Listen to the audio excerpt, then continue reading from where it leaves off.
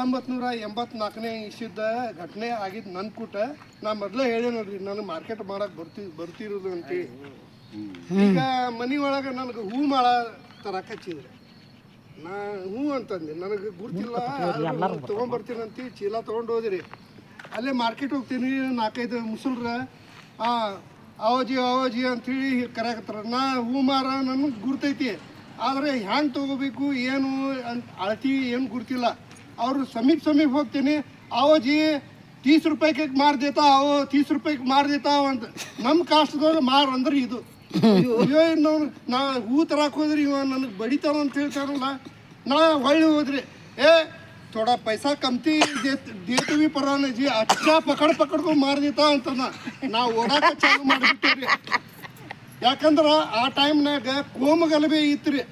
ಯಾರೊಬ್ಬರು ಓಡಿದ ಕೂಡಲೇ ಓಡಿಬಿಡೋರು, ಯಾರೊಬ್ಬರು ಶಟ್ರ್ ಹಾಕಿದ ಕೂಡಲೇ ಶಟ್ರ್ ಹಾಕ್ಬಿಡೋರು. ನಾ ಓಡ್ಕೊಂತ ಒಂದು ಬಸ್ ಸಿಕ್ತು, ಬಸ್ ಓಡಿ ಹೋಗ್ಬಿಟ್ಟೆ. ಗಾಬ್ರಿಲೇ ಮನೆಗೆ ಹೋದಿರಿ. ಏನ್ರಿ ಹೂ ಮಾರ ತರಕ ಹಚ್ಚಿದ್ರಿ, ಮತ್ತೆ ತರ್ಲಿಲ್ಲ. ಅಲ್ಲೇ ಕೋಮಗಲಭೆ ಚಾಲು ಆಗೈತಿ, ಶಟ್ರ್ ಹಾಕಾಕತ್ತಾರ, ಬಂಡಿ ಓಡಾತಾರ, ಅದಕ್ಕೆ ನಾ ತರ್ಲಿಲ್ಲ ಅಂತಂದೇರಿ.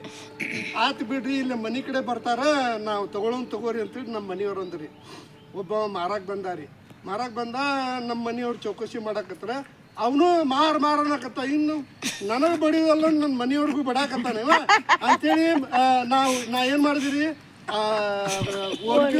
ಒನ್ಕಿ ಇರ್ತೈತಲ್ರಿ, ಅದು ನಮ್ಮ ಮನ್ಯಾಗ ಇತ್ರಿ.